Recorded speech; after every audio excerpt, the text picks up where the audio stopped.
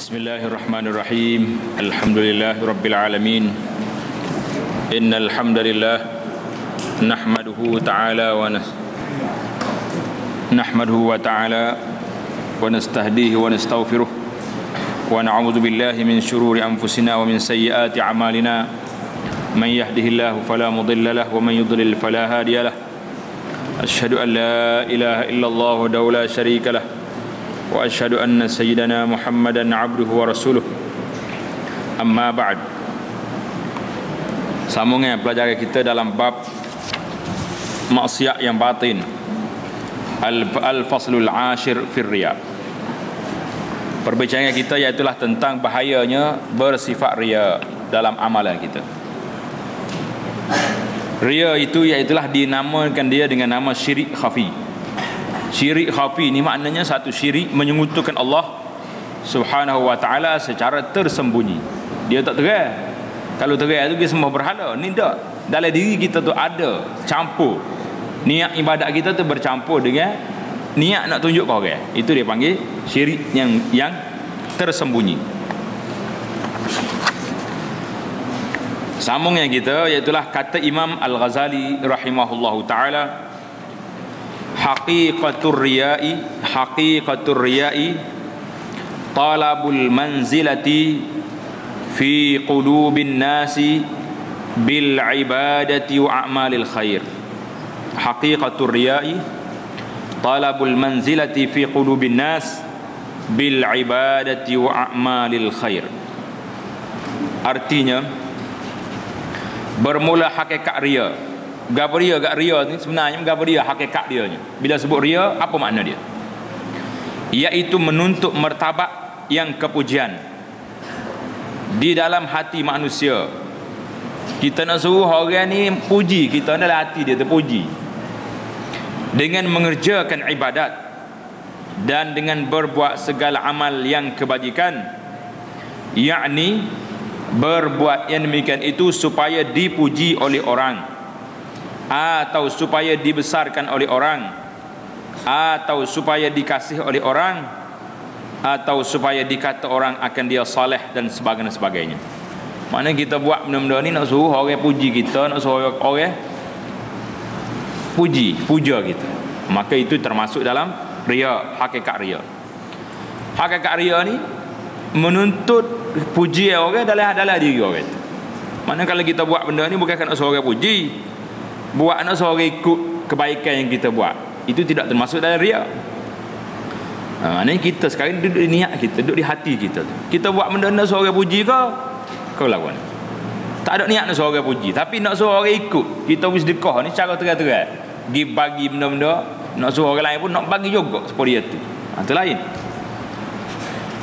Maka sekian yang demikian itu, sekalian yang demikian itu, nak suruh orang puji kita saat ni haram, lagi dosa besar. Berat. Syahdan, ketahui olehmu bahawasa seseorang yang mengerjakan ibadat itu ada kalanya semata-mata riya. Na'udzubillah. Golongan yang pertama buat ibadat ni memang riya, nak tunjuk ke orang. Kalau tak ada orang sah tak buat. Yakni semata-mata ia mengqasad, berniat dengan ibadatnya itu kerana dipuji orang, atau kerana dapat harta. Pasal apa gini? Tak boleh malam ni orang nak bagi projek ni. Kalau tak pergi maya kan tak boleh pula. Ramai orang lagu ni pasal jenis cari benda ni. Maya dengan cari benda. Atau kerana dapat kemegahan atau barang sebagainya. Jadi kita bembel juga ni. Dia kata sini buat ibadat kerana dipuji orang atau kerana dapat harta. Jadi kalau kita pergi semaya, kalau orang panggil kan nak nasi buku, lagu mana jaga? Masuk ke tak masuk dalam bab ni? Kalau kelih kau tarikh dia ni masuk. Berapa mari semaya sini ni? Nasi buku lepas ni tu. Berat kalau masuk, maknanya kalau tarikh ni kena kepada perbuatan tu berat. Banyak ke amal yang orang lain ni jadi lagu tu. Atau kerana dapat kemegahan atau barang sebagainya, maka yang demikian itu membatalkan akan pahala ibadah mereka itu. Mana orang ni memang niat dia nak benda ya. buat ibadat kerana benda. Dan ada kalanya ghalib qasad akan riya. Maknanya golongan yang kedua ni campur, bagi. Ikhlas pun ada, riya pun ada. Apa jadi? Golongan yang kedua ni bagi dua ni. Yakni lebih qasad akan demikian itu daripada ibadat. Tapi riya tu nak benda tu lebih daripada ibadat. Maka pada masalah ini pun membatalkan akan pahala ibadah mereka itu. Ini dua golongan. Yang pertama semata-mata riya, main-main pergi ni kerana benda ya, kerana nak suruh orang puji. Yang kedua ni nak suruh orang puji tapi ada sikit ikhlasnya ada juga.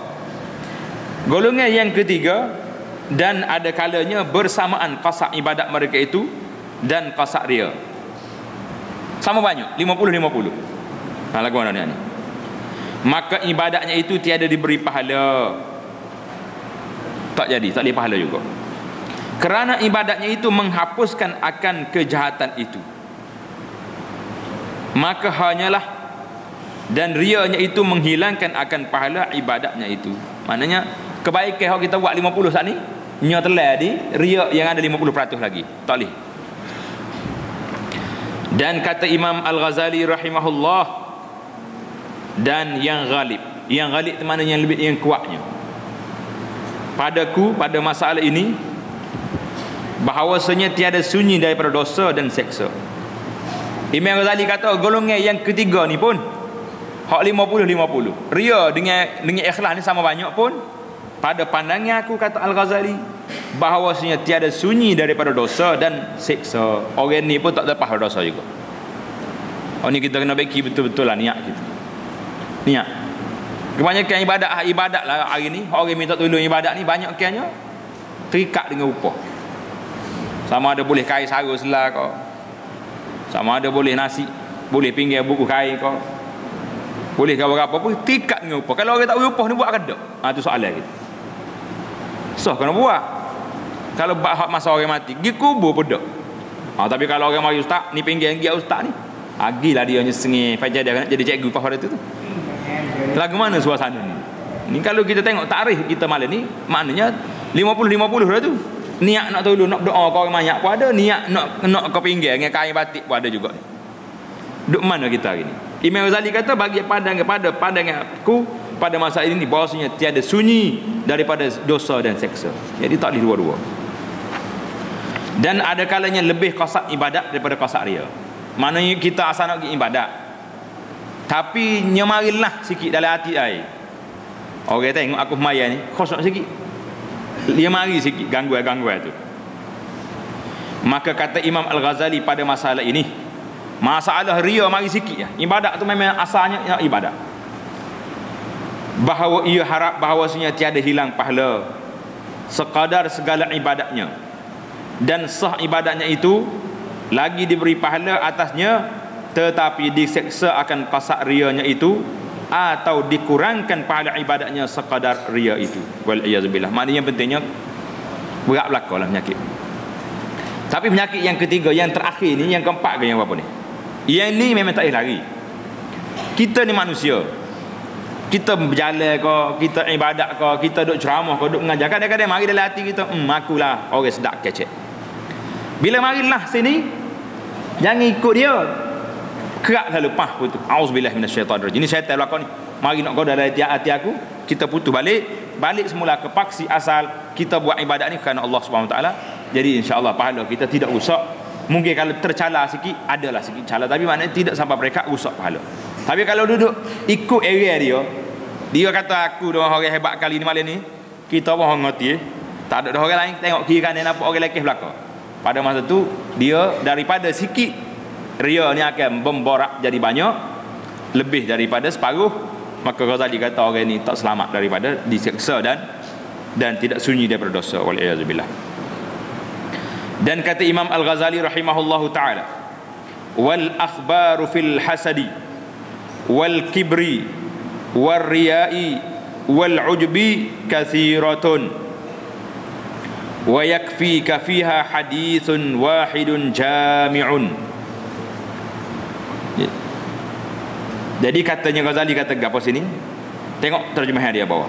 Artinya beberapa hadis pada menyatakan akan hasad dan kibir, sombong, takbur, dan ria, penyakit ria ni, nak suruh orang puji ni, nak benda, dan ujub, heran ke diri, bahasa dia yang pandai, itu amat banyak. Jadi hadis-hadis yang menunjuk kita ni amat banyak. Kita baca dah setengah daripada hadisnya, kita telah belajar ada hadis, ada yang sahih dan ada yang dhaif. Dan memadalah engkau di dalamnya hadis yang satu, yang berhimpun di dalamnya itu segala yang demikian itu. Faqad rawa Ibn Mubarak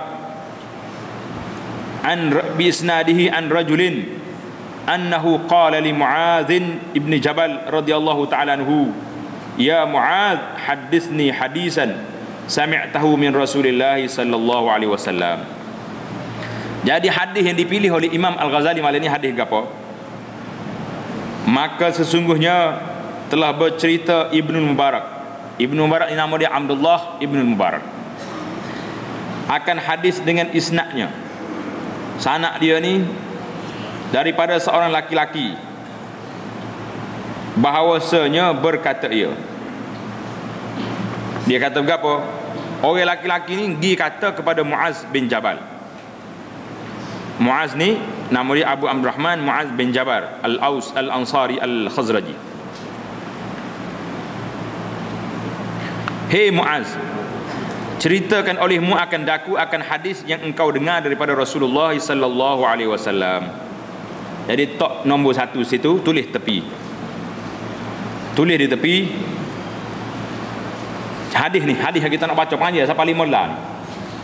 Kata Al-Iraqi kata apa? Al-Musannif, siapa dia Musannif? Iaitulah Imam Al-Ghazali. Telah menisbahkan hadis ini, mengambil hadis ini daripada Abdullah bin Al-Mubarak dengan sanadnya daripada Mu'adz. Jadi Abdullah Mubarak riwayat hadis ini daripada di dalam kitab dia Az-Zuhdi. Wa fi isnadihi kama dzukir man lam yusamma. Hadis ini diriwayatkan oleh rawi-rawi yang tak tahu siapa dia nama. Pasal itulah Ibnu Al-Jauzi telah meriwayatkan hadis ini dalam kitab dia Al-Mawdu'at. Apa dia mana Al-Mawdu'at? Hadis-hadis palsu yang direka cipta daripada Nabi sallallahu alaihi wasallam. Dan kata ulama yang mutaakhir ini, hadis ini maudhu'. Tulis itu. Hadis Mu'adz ini adalah hadis palsu sebagaimana yang telah disebut oleh Ibnu Al-Jauzi di dalam kitabnya Al-Mawdu'at. Nama kitab dia Al-Mawdu'at. Mana dia kumpul hadis-hadis yang palsu yang direka daripada Nabi sallallahu alaihi wasallam. Kadang-kadang bila kita sebut masalah begini, orang akan pertikai. Dia kata entah ni pertikai Imam Al-Ghazali ke? Tak. Kita tidak mempertikai kat Imam Al-Ghazali. Kehebatan dia, ilmu dia, alim dia, warak dia tu tak ada siapa nafi. Yang kita pertikai hari ini iaitulah hadis ini. Sebagaimana kata ulama hadis, hadis ini maudhu', hadis palsu, tidak sabit daripada Nabi sallallahu alaihi wasallam. Jadi ada seorang waktu bik cerita, dia kata dalam Ihya Ulumuddin ni tidak ada hadis palsu, tak ada hadis palsu. Tidak ada hadis dhaif, semuanya sahih. Lagu mana cerita? Ceritanya ada seorang wali, seorang syekh, dia mimpi jumpa dengan Nabi sallallahu alaihi wasallam. Bila dia jumpa dengan Nabi, dia royak kepada kita ni, kita Ihya Ulumuddin ni, dui ke Rasulullah, Nabi balik sesak hadis. Balik sela-sela. Oh, sahih belaka dah hadis ni. Jadi Nabi kita tashih hadis ni dalam mimpi dia. Jadi kalau ada orang tak percaya seorang itu kena pinyak 5 rotai atas belakang bekah situ. Jadi dalam mimpi saya nak bakar mai royak bola rotai dia nya siap dia. Jadi dalam mengikut kaedah kita ngaji hadis, kalaulah mimpi ni menjadi salah satu daripada asas nak sahih ke hadis atau nak dhaif ke hadis, maka tak boleh pakai belaka lah kitab-kitab Al-Jarh wa Ta'dil, kitab-kitab mustalah hadis tu sudah bakar kira mimpi. Jadi inilah satu benda yang kita jangan salah anggap. Bila kita sebut tentang hadis ini hadis palsu, bukan bermakna kita condemn Imam Al-Ghazali dengan keilmuan dia yang begitu tinggi. Yang kita condemnnya iaitulah yang kita bincangkan, iaitu hadis ini tidak sahih. Ibnu Jauzi kata hadis ini maudhu', dan lain-lain ulama lagi rahimahumullah. Al-Iraqi pun ayat gitu juga. Wa fi isnadihi kama dzukir man lam yusamma. Dalam sanad dia ni ada orangnya rajulin, siapa dia? Tak tahu siapa. Jadi cerita ni dalam kaedah ilmu hadis, kalau orang ni tak dikenali siapa dia, maka orang panggil cerita ni dianggap sebagai cerita palsu, kerana tak tahu siapa juga ayat cerita. Siapa dia pun boleh kata siapa. Jadi kita dengarlah hadis ni. Hadis ini hadis maudhu', kita dengar makna dia, tak usah baca mata lah. Kalau kita baca mata pun mungkin tentu dah benda tak sabit daripada Nabi sallallahu alaihi wasallam. Kata seorang laki-laki itu, maka menangislah Muaz. Jadi orang ni cerita ni. Orang ni mari jumpa Muaz, orang laki-laki ni. Dia kata, "Hei Syekh Muaz, mu cerita kat aku gapo-gapo hang mu dengar daripada Nabi sallallahu alaihi wasallam."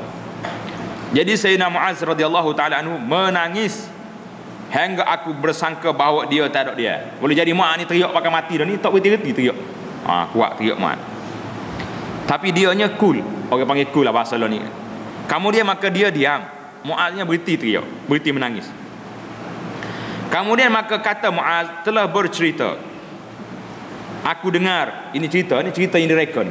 Aku dengar akan Rasulullah sallallahu alaihi wasallam bersabda bagiku, "Hei Muaz, bahawasanya aku kehendak akan dikau dengan satu hadis. Jika engkau peliharakan akan dia, nescaya memberi manfaat ia akan dikau. Dan jika engkau hilangkan akan dia, hadis aku ayat kamu ni, dan tiada engkau pelihara akan dia, nescaya putus hujahmu di sisi Allah Ta'ala pada hari kiamat. Yakni tiada dapat engkau jawab kepada Allah Ta'ala pada hari kiamat. Hei Muaz, bahawasanya Allah Ta'ala menjadikan akan 7 malaikat. Dahulu daripada menjadikan ia akan 7 petala langit dan 7 petala bumi." Dalam kitab ni dia kata malaikat dulu sebelum jadi langit dengan bumi. Maka menjadikan ia bagi tiada satu langit daripada 7 petala langit itu akan malaikat yang menunggu atas segala pintu langit itu. Maka menaik malaikat yang memelihara amal hamba Allah daripada pagi-pagi hingga petang, bagi amal itu bercahaya-cahaya seperti matahari. Hingga apabila menaik ia dengan amal itu kepada langit yang pertama, maka telah menyucikan ia akan amal itu dan membanyak ia akan dia. Maka mengata malaikat yang menunggu pintu langit itu bagi malaikat yang memelihara amal itu, "Palukan."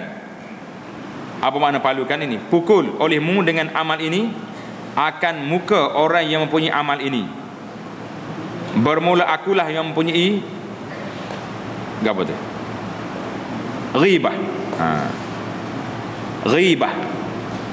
Yakni akulah mengetahui akan orang yang mengumpat akan orang, padahal menyuruh akan daku oleh Tuhanku, tiada aku tinggalkan akan amal seorang yang mengumpat akan manusia, melalui ia akan daku kepada lain daripadaku." Jadi cerita dianya mula-mula start jumpa orang mengumpat dulu.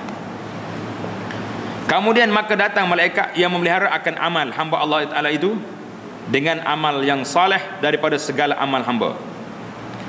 Maka katanya amal ini baik, lagi suci, dan lagi amat banyak amal ini hingga sampai ia bersama-sama dengan amal itu kepada langit yang kedua.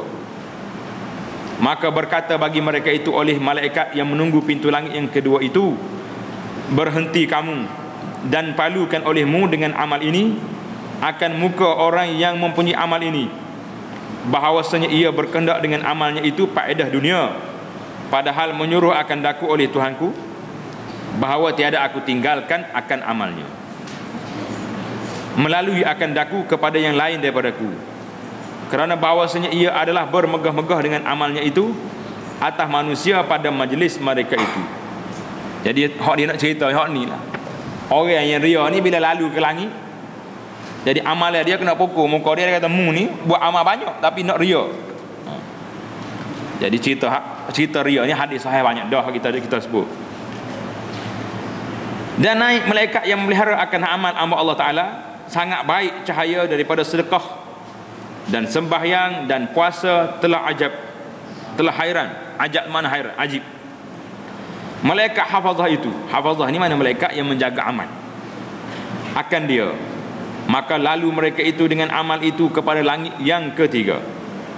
Maka berkata bagi mereka itu oleh malaikat yang menunggu pintu langit yang ketiga itu, berhenti kamu dan palukan, yakni pukulkan oleh kamu dengan amal ini akan muka orang yang mempunyai amal ini, bahawa akulah malaikat kibir. Malaikat ni pula kerja dianya nak mencegah orang-orang yang takbur, menyuruh akan daku oleh Tuhanku bahawa tiada aku tinggalkan akan amalnya, melalui akan daku kepada yang lain daripada aku, bahawasanya adalah takbur atas manusia pada segala tempat duduk mereka itu.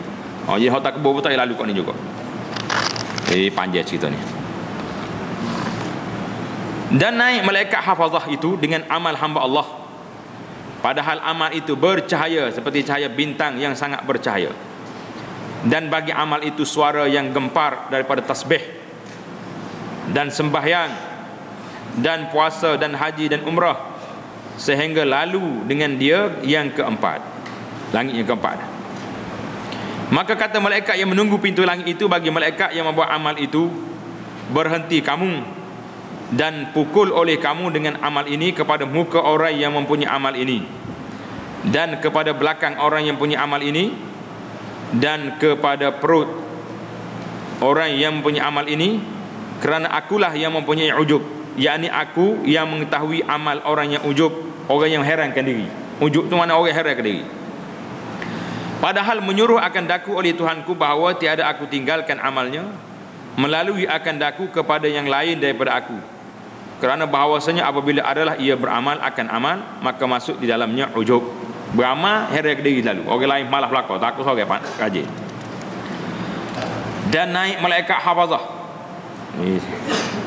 dengan amal hamba Allah hingga lalu mereka itu dengan dia kepada langit yang kelima, seolah-olah apa itu? Seolah-olah apa? Mempelai. Mempelai, pengantin. Seolah-olah orang ni pengantin yang diarak oleh kepada ahlinya. Maka berkata malaikat yang menunggu pintu langit itu bagi malaikat yang membuat amal hamba Allah Ta'ala itu, berhenti kamu, maka palukan oleh kamu dengan amal ini akan muka orang yang mempunyai amal ini, dan kamu tanggungkan. Kamu tanggungkan maknanya kamu bebankan, kamu pikulkan suatu bebanan, dan kamu jadikan atas batang lehernya, kerana akulah malaikat yang mempunyai hasad. Malaikat hak jaga pula, hak pengawal bagi orang dengki, hasad. yakni akulah yang mengetahui akan orang yang hasad, yakni orang yang dengki kepada orang. Maka bahawasanya adalah ia dengki akan orang yang belajar ilmu. Orang ni dengki ke orang ngaji. Orang ngaji dia ngaji lalu, main-main. Dan orang yang mengajar akan dia, dan orang yang mengamalkan akan dia dengan seumpama amalnya. Dan tiap-tiap seorang yang ada mengambil kelebihan atas hamba Allah adalah ia hasad akan mereka itu dan menjatuhkan ia pada mereka itu. Maka menyuruh akan daku oleh Tuhanku bahawa tiada aku tinggalkan akan amalnya melalui akan daku kepada yang lain daripada. Naik langit mana pula ni? Dan naik malaikat hafazah itu dengan amal hamba Allah Ta'ala itu. Cahayanya seperti cahaya bulan purnama, seperti cahaya bulan daripada sembahyang dan zakat dan haji dan umrah dan jihad dan puasa. Maka lalu mereka itu dengan segala amal itu hingga sampai kepada langit yang keenam. Maka berkata malaikat yang menunggu pintu langit itu bagi malaikat yang bawa amal itu, berhenti kamu. Hei malaikat bawa amal orang ni, berhenti, stop sini. Dan palukan oleh kamu dengan amal ini akan muka orang yang mempunyai amal ini, kerana bahawasanya adalah ia tiada kasihan sekali-kali akan seorang manusia daripada hamba Allah Ta'ala yang kena bala. Kelih orang kena bala, buat dok gitu ya, atau dapat sakit, tetapi adalah ia suka dengan demikian itu, suka tengok orang kena bala. Akulah malaikat rahmat, menyuruh akan daku oleh Tuhanku bahawa tiada aku tinggalkan akan amalnya, melalui akan daku kepada yang lain daripadanya. Yang ni malaikat ni jaga rahmat bulan. Orang yang tak ada rahmat kena pukul. Dan naik malaikat hafazah itu dengan amal hamba Allah daripada sembahyang dan puasa dan nafkah, derma yang ni, dan jihad dan warak, adalah baginya suara gempar seperti suara apa tu? Endang madu, suara lebah tulis tu. Endang madu ni suara lebah di dalam sarang, iaitu suara berdengung seperti lebah. Dan cahaya seperti cahaya matahari, sertanya 3,000 malaikat. Maka lalu mereka itu dengan amal itu kepada langit yang ke-7. Sampai langit 7 dah kita. Maka berkata malaikat yang menunggu pintu langit itu bagi malaikat yang bawa amal itu, berhenti kamu dan palukan oleh kamu dengan amal ini akan muka yang mempunyai amal ini, dan palukan dengan dia akan segala anggotanya, dan kuncikan olehmu atas hati mereka itu, bahawa aku mendinding yang daripada Tuhanku akan tiap-tiap amal yang tiada berkendak dengan dia akan Tuhanku, bahawa ia berkendak dengan amalnya itu yang lain daripada Allah. Jadi orang tidak ikhlas lah ni. Bahawasanya ia berkendak dengan amalnya itu akan ketinggian kepada fuqaha. Nak suruh orang panggil tu pakai. Dan berkendak masyhur sebutannya kepada ulama, dan masyhur sebutannya kepada segala negeri, bahawasanya telah menyuruh akan daku oleh Tuhanku, bahawa tiada aku tinggalkan akan amalnya itu melalui akan daku kepada yang lain daripada aku, dan tiap-tiap amal yang tiada tulus ikhlas bagi Allah Ta'ala, maka iaitu riya, dan tiada menerima Allah Ta'ala akan amal orang yang riya. Dan naik malaikat hafazah itu dengan amal hamba Allah daripada sembahyang dan zakat dan puasa dan haji dan umrah, dan perangai yang baik dan diam dan zikir Allah Ta'ala, dan mengiring akan dia itu oleh segala malaikat yang 7 petang langit, hingga memutuskan mereka itu akan segala dinding sekaliannya, hingga sampai kepada hadrat Allah Azza wa Jalla. Maka berhenti segala malaikat itu di hadapan hadrat Allah, padahal menaik saksi mereka itu baginya dengan amal yang saleh, lagi ikhlas bagi Allah Ta'ala. Maka firman Allah Ta'ala bagi mereka itu, bermula sekalian kamu meliharakan atas zahir amal hambaku, dan aku menilik dalam hatinya, bahawasanya tiada berkendak dengan amal ini akan daku, dan berkendak ia dengan dia akan yang lain daripadaku, maka atasnya laknat. Maka berkata malaikat sekaliannya atas laknat dan laknat kami, dan berkata yang lain 7 petang langit sekaliannya atasnya laknat Allah dan laknat kami, dan pada ketika itu melaknat akan dia oleh 7 petang langit dan segala yang di dalamnya. Maka kata Muaz, maka sembahku, Muaz ni balik semula ke Muaz, habis dah cerita Muaz tadi. Muaz pun tanya pula, sembahku ya Rasulullah, engkau Rasulullah, dan aku Muaz, betapa lepas bagiku dan betapa suci bagiku yang demikian itu. Maka dia pun cerita, Nabi kata, ikut olehmu akan daku, dan jika ada dalam amal itu kurang sekalipun, hei Muaz, peliharakan olehmu atas lidahmu daripada menjatuhkan akan kejahatan dalam saudaramu yang muslim, daripada yang menanggung akan Quran, yakni yang mengamalkan akan hukum yang ada dalam Quran, dan tanggungkan akan dosamu atas dirimu, dan jangan engkau tanggungkan akan dia atas mereka itu, dan jangan engkau sucikan akan dirimu dan mencela akan mereka itu, dan jangan engkau angkat dirimu atas mereka itu dengan engkau rendahkan akan mereka itu, dan jangan engkau masukkan amal dunia dalam akhirat, yakni jangan engkau kasatkan amal akhirat itu kerana dunia, dan jangan engkau lihatkan amalmu, dan jangan engkau membesarkan akan dirimu di dalam majlismu, kerana supaya takut manusia daripada kejahatan perangaimu, dan jangan engkau berbisik-bisik akan seorang padahal ada padamu orang lain daripadamu, dan jangan engkau tinggikan akan dirimu, dan jangan engkau umpat akan manusia, dan jangan engkau aibkan akan dia, maka mencari akan dikau oleh anjing yang di dalam api neraka pada hari kiamat. Firman Allah Ta'ala, wan nasyitati nashta. Adakah artinya dan malaikat yang mencabut nyawa dengan lemah lembut? Nasyitati nashta. Adakah tahu engkau ya Mu'ad siapa itu?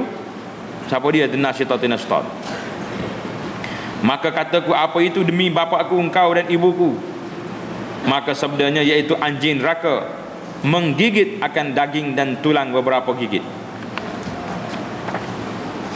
Kataku, kata Mu'adz lagi, demi bapakku dan ibu engkau, ibu engkau ya Rasulullah, siapa yang kuasa akan segala perkara ini dan siapa yang lepas daripadanya?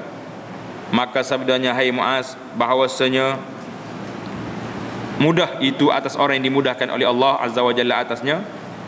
Maka kata Khalid bin Ma'dan itu, maka tiada aku lihat yang lebih banyak membaca Quran, seorang yang lebih banyak membaca Quran yang azim daripada Mu'adz, kerana ia mendengar hadis ini. Jadi tulis di tepi akhir hadis ini maudhu', hadis ini tidak sabit daripada Nabi, direka-reka kepada Nabi sallallahu alaihi wasallam. Cerita akhir saat ni ada dalam hadis yang sahih. Kita baca dah dalam syarah kita kepada Mustikah Hadis. Hadis yang mula-mula sekali dalam kitab Mustikah Hadis yang riwayat yang sahih, dan kita telah baca khutbah dalam khutbah kita pun kita sudah cerita wasiat Nabi kepada Mu'adz bin Jabal radhiyallahu taala. Jadi Mu'adz mari tanya, ya Rasulullah, cerita kepada saya amalan-amalan yang boleh membawa saya ke syurga dan menjauhkan daripada neraka. Di antaranya isi kandungnya Nabi kita sebut tentang Nabi suruh jaga lidah daripada mengumpat, daripada beberapa perkara. Yang Nabi kita bagi tahu, semua ni payah, semua ini mudah kepada orang yang dimudahkan oleh Allah Subhanahu wa taala. Jadi rahimahullahu al-Ghazali, hadis Mu'adz yang sahih ada, tapi Asy-Syaikh telah mengambil hadis yang dalam riwayat yang dipertikaikan oleh ulama-ulama hadis rahmatullahi taala alal jami'. Jadi siapa dia nak hadis Mu'adz ni, ambil dalam kitab yang sahih. Sudah ada hadis ini secara panjang lebar. Nabi kita jelas pada Mu'adz tentang perkara-perkara amalan-amalan yang boleh masuk syurga dan amalan-amalan yang membawa kepada neraka wal iyaz billah dalam hadis yang panjang yang sahih. Kata Imam Al-Ghazali rahimahullahu taala, fata'ammal ayyuhar raghib, fata'ammal ayyuhar raghib fil ilmi wal amal hadhihi al khisal wa'lam anna al asbab fi wa'lam anna a'zama al asbab fi rusukh hadhihi al khaba'ith fil qalbi talabul ilmi li ajli al mubahah wal munafasati fal 'ammi bima'zilin an akthar hadhihi al khisal wal mutafaqqih mustahdafun laha wa huwa mu'arradun lil halaki bisababiha fanzur ayya umurika aham an tata'allama kayfiyatal hadar min hadhihi al muhlikat wa tashtaghila bi islahi qalbika wa imarati akhiratika amil ahammu an takhuda ma'al khaidin fatatluba min al ilmi ma huwa sababu ziyadatil kibri war riya wal hasadi wal ujbi hatta tahlika ma'al halikin. Dengar baik-baik ni pelajar-pelajar sekalian, kita kena baiki niat kita dalam menuntut ilmu. Kata Al-Ghazali rahimahullah, maka fikir dan bicarakan olehmu, hei orang yang gemar, orang yang setia, orang yang suka pada menuntut ilmu, bagi segala perkara ini. Orang yang menuntut ilmu mikir molek perkara ini, yakni sifat yang kecelakaan ini. Menuntut ilmu kerana dunia, menuntut ilmu akhirat untuk dunia, ini berat. Ini kita takut ni. Dan ketahui olehmu bahawasanya yang sebesar-besar sebab yang membawa kepada tiap-tiap segala sifat yang kejahatan itu di dalam hati itu, iaitu orang yang menuntut ilmu kerana bermegah-megah. Menuntut ilmu pasal apa? Nak suruh jadi orang pandai. Pasal apa nak jadi orang pandai? Nak lawan dengan orang kapur kita, orang tua-tua atau erti. Niat tak baik. Dan kerana munaqasyah. Apa dia munaqasyah? Yakni kerana hendak mencela akan perkataan orang dan kerana hendak berbantah-bantah dengan orang. Tujuan kita mengaji ni kerana nak pergi berlawan dengan orang, nak bantah dengan orang, nak ayat kita ni hebat, orang lain tak hebat. Maka orang awam, yakni orang yang tiada menuntut ilmu, kerana yang demikian itu jauh daripada kebanyakan perkara sifat yang kecelakaan ini.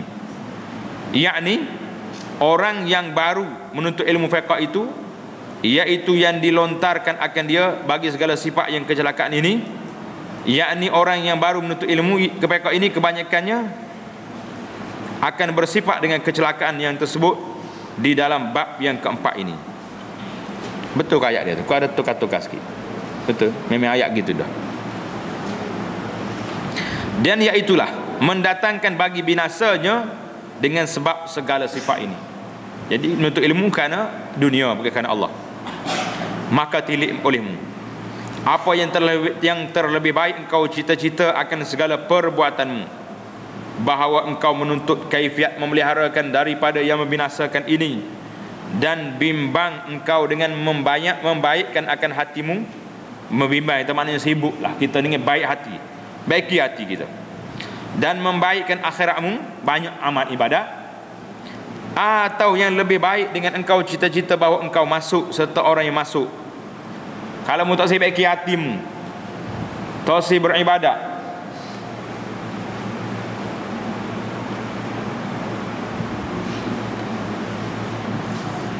jadi kalau kamu tak mau beribadat kepada Allah, tak mau baiki hati kamu, apa jadi? Maka engkau masuk serta orang yang masuk di dalam membinasakan akan mereka itu, dan engkau menuntut daripada ilmu yang baik sebab bagi menambah akan kibir, akan takbur dan riya dan hasad dan ujub, hingga binasalah engkau serta orang yang binasa.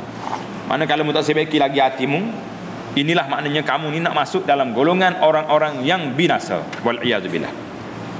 Dan kata lagi Al-Imam Al-Ghazali rahimahullah, wa'lam anna hadhihi al-khisal al-thalatha min ummahati khaba'ithil qalbi wa laha maghrasun wahidun wa huwa hubbud dunya, walidhalika qala sallallahu alaihi wasallam hubbud dunya ra'su kulli khati'atin. Wa ma'a hadha fad-dunya mazra'atul akhirah, faman akhadha minad dunya biqadari ad-darurati liyasta'ina bihi 'ala al-akhirati fad-dunya mazra'atuhu, wa man arada ad-dunya liyatana'ama biha fad-dunya mahlakatuh.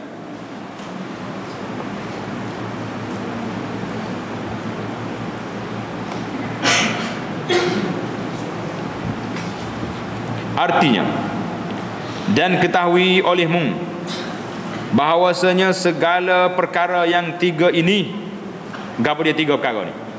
Riya, ujub dan hasad.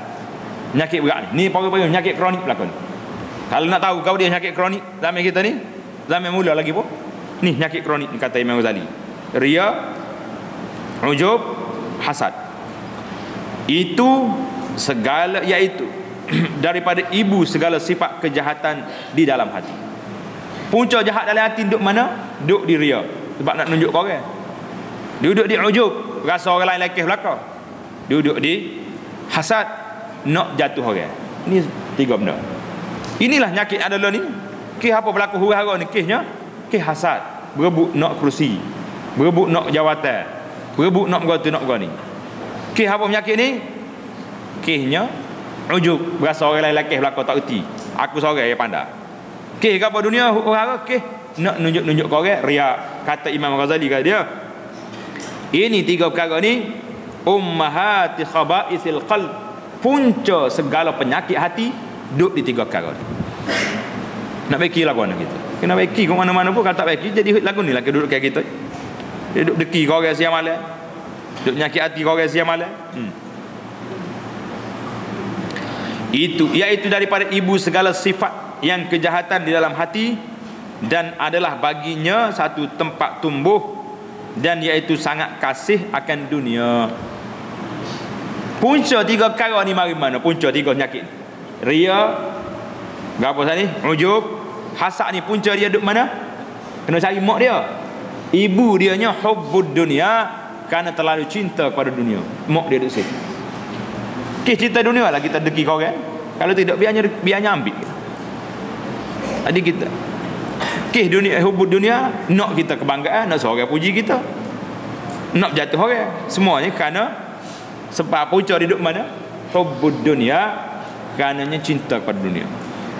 Dalam hadis yang lain Nabi kita sallallahu alaihi wasallam bersabda, akan mari satu masa umat aku ni diganyang oleh umat lain, seperti orang duk makan duk lenyek budu apa ni ikan tawar poyok depan hidangan ni, tidak boleh lenyek belaka kan. Sekali dengan sayur boleh lenyek belaka. Al akalatu ala qas'atiha. Umat kita, umat Islam ni lenyek dia orang, seperti orang yang makan duk lenyek makannya depan dalam hidangan dia. Gapo dia? Sahabat-sahabat tanya, amin qillatu nahnu yauma idzin ya Rasulullah. Guana ya kita boleh lenyek orang ni? Sebab apa sikit kalau kita bilangi orang tak ramai kalau orang Islam masa tu. Nabi kata la bal antum kasir, bilangi ramai, walakinnakum ghusaun ka ghusa'is sail, tapi ramanya seperti buih di laut. Buih ni banyak gagah ke dia? Tak gagah buih ni. Sekali temuh dia ombak taklah kuana habis. Umat Islam ramai beratus juta dah, bilion. Berapa milion umat Islam lah ni? 1/5 beli apa pun. Banyak beratus juta. Tapi nak lawan dengan Yahudi celih di Israel tak ada lawan dah. Nak lawan dengan orang kafir sikit tak pandai lawan. Itu dia panggil rusak. Jadi sahabat tanya pula, apa ya Rasulullah jadi lagu ni? Dah ramai ni apa pula nakut ni? Nabi kata kena penyakit wahan. Enggak boleh penyakit wahan ni. Penyakit wahan ni hubbud dunya wa karahiyatul maut. Penyakitnya cinta ke dunia, takut kau mati. Kes dua perkara ni. Takut mati, cinta ke dunia. Pasal itulah orang kita jadi penakut. Nakut. Nakut. Jadi dalam penyakit ni pulanya, tiga penyakit kronik ni, punca segala penyakitnya iaitulah cinta kepada dunia. Nas'alullah as-salama wal afiyah. Dan dari inilah sabda Nabi sallallahu alaihi wasallam, hubbud dunya ra'su kulli khati'atin. Hubbud dunya ra'su kulli khati'atin. Hadis ni kita baca dah baru ni. Muka surat apa hadis ni? Kita baca dah. Hubbud dunya ra'su kulli khati'atin.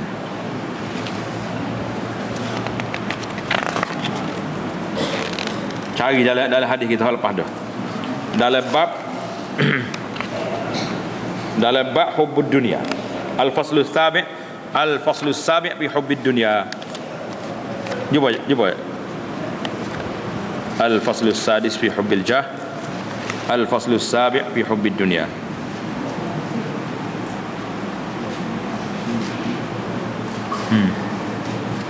Dia kata sini hubbud dunya ra'su kulli khati'atin, ini dalam Faidul Qadir Al-Manawi kata rawahul Baihaqi fi Syu'abil Iman. Sanad dia nya dhaif.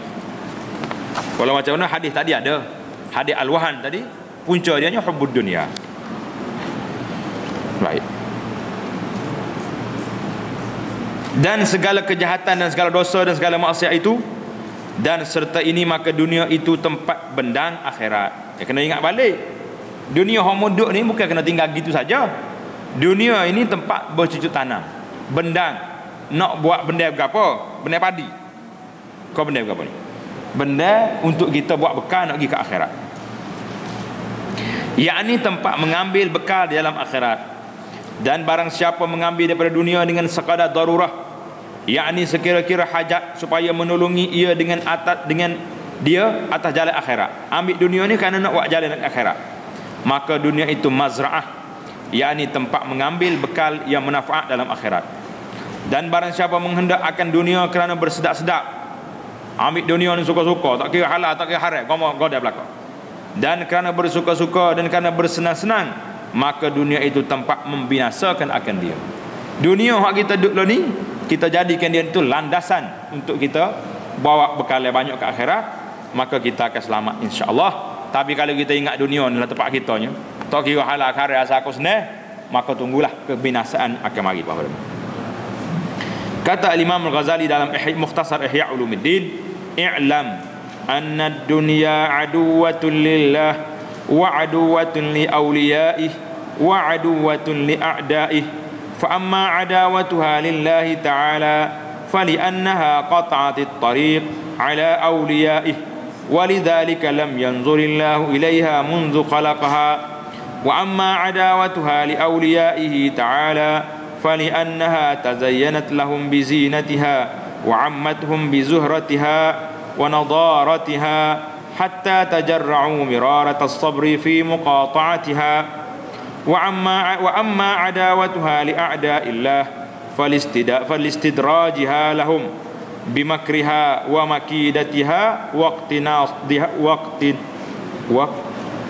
waqtinadhiha lahum bishabkiha hatta wathiqu biha wa awwalu 'alaiha fa khazaltum ahwaju ma kanu ilaiha.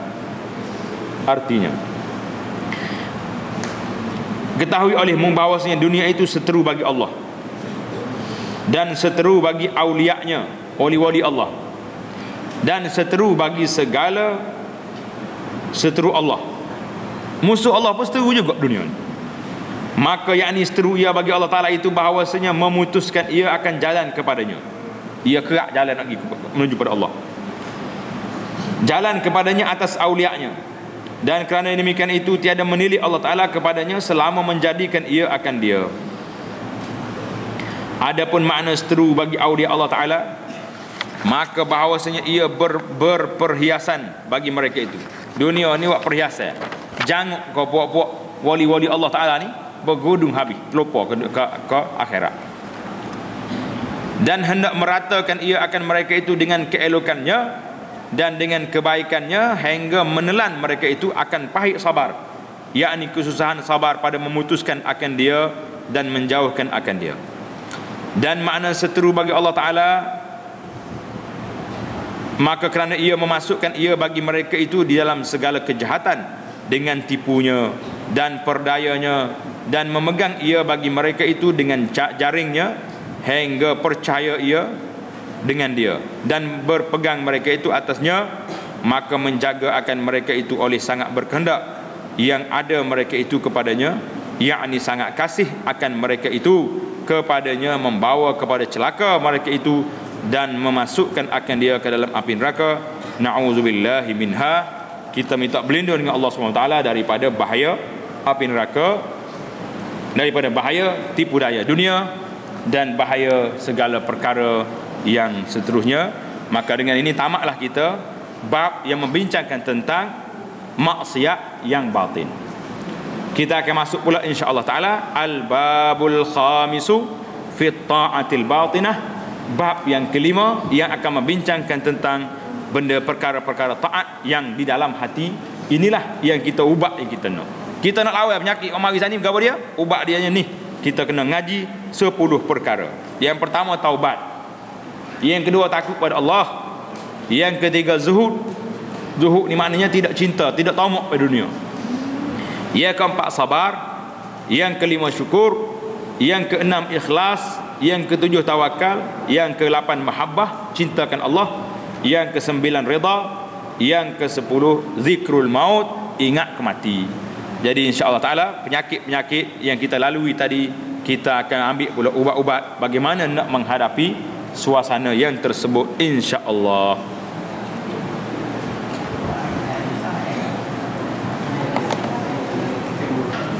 Subhanakallahumma bihamdika asyhadu an la ilaha illa anta astaghfiruka wa atubu ilaik. Subhanakallahumma wa bihamdika asyhadu an la ilaha illa anta astaghfiruka wa atubu ilaik. Wa sallallahu wa sallam wa barak ala Muhammad wa ala alihi wa sahbihi ajma'in walhamdulillahi rabbil alamin.